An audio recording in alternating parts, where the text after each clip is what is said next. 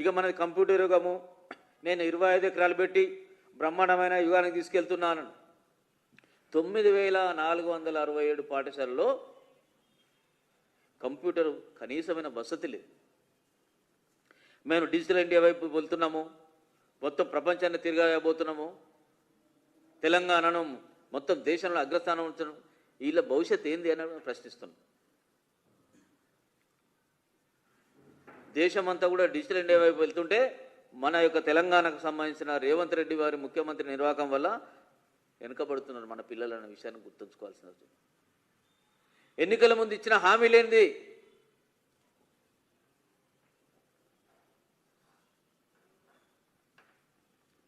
చాలా ఆశ్చర్యకరం వేస్తుంటుంది.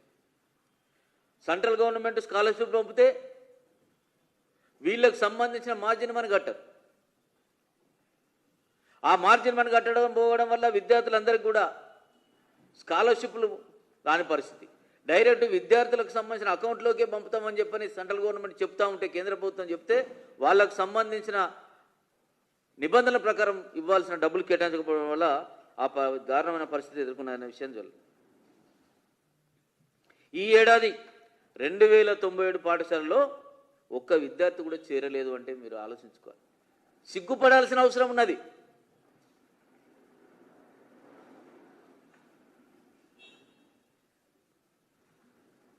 Single teachers తోటి 5085 పాఠశాలలు మీరు నడుపుతున్నారు.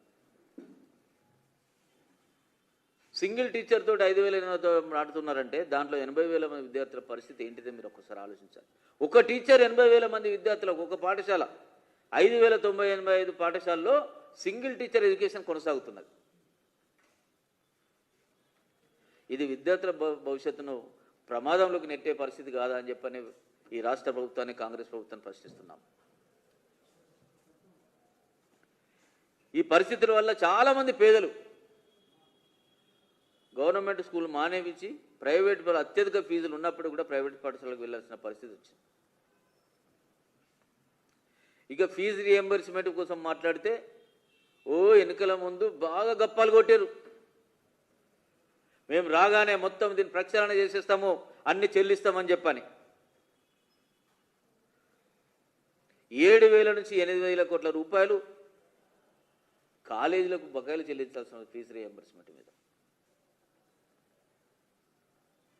దానివల్ల జరుగుతున్న పరిస్థితి ఏంటంటే ఎస్సీ ఎస్టీ బీసీలకు సంబంధించిన ఎవరైనా కొంత ఆర్థికంగా ఉన్న వాళ్ళ సర్టిఫికేట్లు తీసుకొచ్చుకుంటున్నారు. కానీ ఈ పేద పిల్లలు ఫీజు రియంబర్స్మెంట్ మీదనే అడ్మిషన్ అయ్యి పాస్ అయిన వాళ్ళందరికీ కూడా ఏదైనా ప్రైవేట్ స్కూల్ యాజమాన్యం దగ్గర ఉద్యోగానికి వెళ్ళాలనుకున్నప్పుడు, కంపెనీలకు వెళ్ళాలనుకున్నప్పుడు వాళ్ళు సర్టిఫికేట్లు జిరాక్స్ కాపీలు అడుగుతున్నారు, ఒరిజినల్ సర్టిఫికేట్లు కావాలని అడుగుతున్నారు. మేనేజ్మెంట్లు ఏమంటున్నాయి, మీరు డబ్బులు మీరైనా కట్టండి లేదా గవర్నమెంట్ ఇచ్చే వరకు మీరు వెయిట్ చేయండి అని చెప్పి అంటున్నారు. దానివల్ల ఆ విద్యార్థులు చదువు పూర్తి చేసి బీటెక్లు ఎంటెక్లు చేసి కూడా దినసరి కూలీలుగా మారిననే విషయాన్ని ప్రభుత్వం సిగ్గుతో తలవంచుకోవాల్సిన అవసరం. ఇప్పించాడు సర్టిఫికేట్లు పిల్లలకి.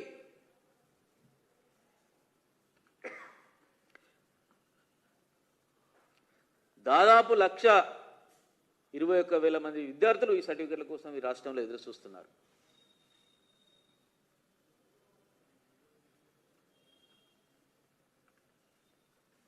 ఇలా మాట్లాడుతుంటే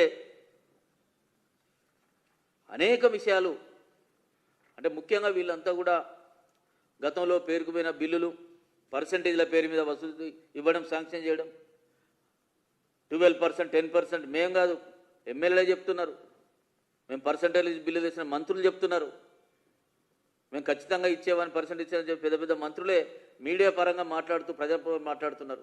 అటువంటి దౌర్భాగ్య స్థితికి మీ పరిపాలన వచ్చింది.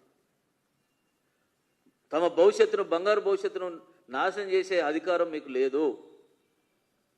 ప్రజాస్వామ్యంలో డాక్టర్ బిఆర్ అంబేద్కర్ ఇచ్చినటువంటి హక్కులు అయితే ఉన్నాయో వాళ్ళ హక్కులను హరించే అధికారం మీకు లేదు.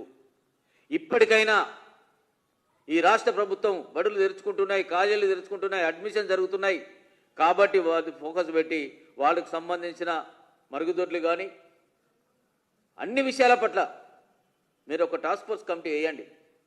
మీరే ముఖ్యమంత్రి గారే విద్యాశాఖ మంత్రి కనుక టాస్క్ ఫోర్స్ కమిటీ వేసి యుద్ధ ప్రతిపాదిక మీద చేయాల్సిన అవసరం ఉన్నదని చెప్పి ఈ సందర్భంగా చేస్తుంది. ఇప్పుడు సొంత భవనాలు లేక కిరాయి భవనాలు ఉంటాయి, అందులో తేళ్ళు పాములు కూడా వస్తున్నాయి. ఇక గతంలో చెప్పిన విషయాలు మీకు తెలుసు, ఐఎస్ఆర్ మన మరుగుదొడ్లు మనమే కలుపుకోవాలని చెప్పి హితబోధ చేసిన సందర్భాన్ని కూడా మనం చూసుకున్నాం.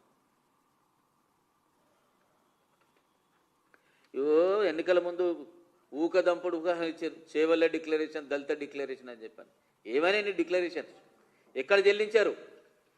డిక్లరేషన్ కోసం మాట్లాడితే ఇక అది ఇంకా చాంతాడంత ఉంటుంది.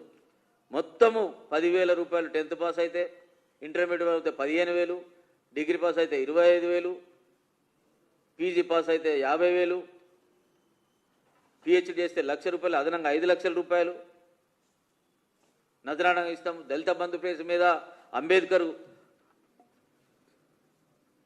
సపోర్ట్ కార్యక్రమం కింద అదొక 12 లక్షలు, అభయహస్తం కింద అంబేద్కర్ వ్యవస్థ 12 లక్షలు. ఏమైంది నీ రాజీవ్ యువ వికాస్ పథకం? 5 లక్షల రూపాయలు లోన్లు అని చెప్తే లక్షలాది మంది దగ్గర అప్లికేషన్ తీసుకుంటాయి. ఆ పిల్లలంతా కూడా కంప్యూటర్కు అప్లికేషన్కు 1,000 రూపాయలు ఖర్చు పెట్టేది. పక్కన తీసి కట్టలు ఆడ పక్కకు పడేసారు. సోషల్ వెల్ఫేర్ డిపార్ట్మెంట్లో అదే పరిస్థితి.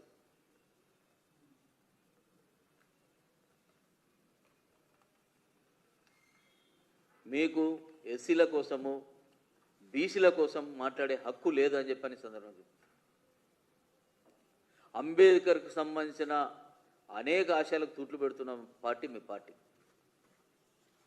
దళిత వ్యతిరేక పార్టీ, బీసీ వ్యతిరేక పార్టీ, మైనార్టీల వ్యతిరేక పార్టీ.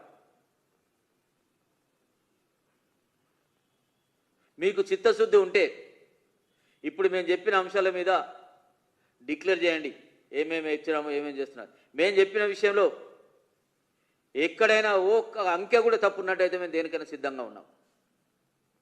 మీ అంకెలను ఒప్పుకొని, ఈ వాస్తవ పరిస్థితులను ఒప్పుకొని తప్పైందని తెలంగాణ రాష్ట్ర ప్రజలకు క్షమాపణ చెప్పి వెంటనే విద్యార్థులకు సంబంధించి మీ యొక్క యాక్షన్ ప్రోగ్రాం చేపట్టాల్సిందిగా ఈ సందర్భంగా నేను డిమాండ్ చేస్తున్న భారతీయ జనతా పార్టీ తరఫున. ధన్యవాదాలు.